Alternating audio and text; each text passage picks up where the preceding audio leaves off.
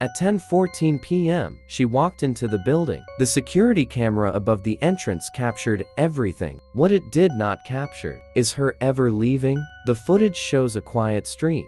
A woman in a dark jacket approaches the apartment entrance. She pauses to check her phone, looks around once, then pulls the glass door open and walks inside. The timestamp reads 22 hours 14 minutes and 7 seconds.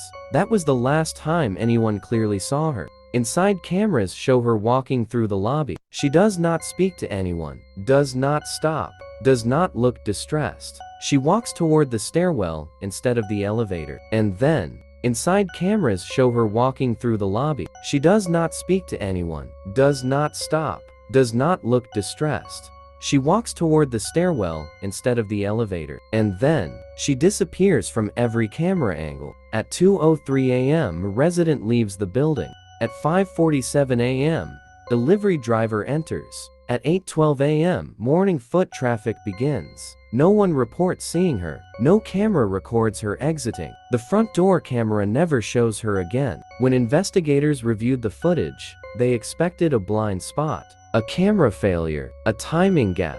There was none. Every camera was working. Every timestamp synced. Every angle accounted for. She went in. She never came out. Then they noticed something small. At 10:16 p.m., 2 minutes after she entered, the stairwell camera flickers for less than 1 second. Just a single corrupted frame. When enhanced, the image shows a faint shape on the landing above her. Not clear enough to identify, but clear enough to know she wasn't alone in that stairwell. No signs of struggle were ever found. No belongings left behind. No forced exits. No alarms triggered. The building has only one entrance, one exit, both covered by cameras. At 10:14 p.m., she entered the building, and according to every camera inside, she never left. Sometimes, the scariest mysteries aren't what the cameras show, but what they don't. When police first reviewed the footage, they believed the answer had to be inside the stairwell, because that was the last place the cameras saw her. What they didn't know was that the stairwell had a history. The building manager told investigators something strange. The stairwell camera had been replaced 3 times in the past year, each time for the same reason: unexplained glitches. Random frame corruption, always around the second floor landing, the same landing where her footage flickered. Investigators sent the corrupted frame to a forensic video lab.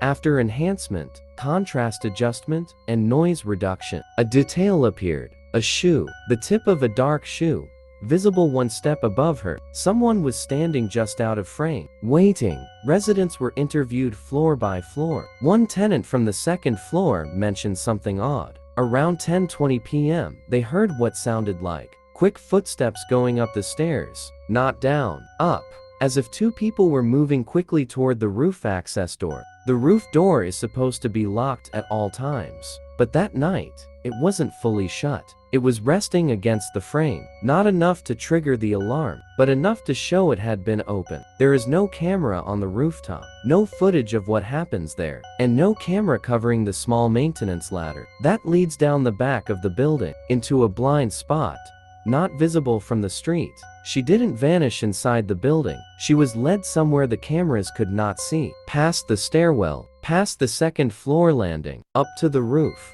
and into the only place the surveillance system never covered, the place no one thought to check, until it was too late. By the time investigators checked the back of the building, almost 36 hours had passed. Rain had fallen during the night. Most surfaces were wet, but one area wasn't. Behind the structure, below the maintenance ladder from the roof, there's a narrow concrete strip shielded by an overhang, dry, undisturbed by the rain. That's where they saw it. Faint marks on the dust, not footprints, drag marks. A search of the area led to a nearby dumpster enclosure. Inside, investigators found her phone. The screen was cracked, still powered on. The last activity, timestamp, 10:18 p.m., 4 minutes after she entered the building. Her phone had been recording, not a video, audio, accidentally triggered while in her hand. The file was 46 seconds long. At first, there was only the sound of footsteps on concrete stairs, then a door creaking open, wind, and a voice, a male voice, close to her, calm, saying just 3 words. Don't make this hard. The timeline now made sense. 10:14 p.m. she enters. 10:16 p.m. the stairwell glitch. 10:18 p.m. audio recording begins. She wasn't alone in the stairwell. She was being followed before she even reached it. Cameras showed where she walked. They showed when she entered. They showed where she disappeared. But they never showed the one place that mattered most. The blind spot behind the building. At 10:14 p.m. she entered the building. And for 4 minutes, she was still alive. Long enough for the cameras to miss everything that truly happened. Please follow my channel for more chilling videos like this.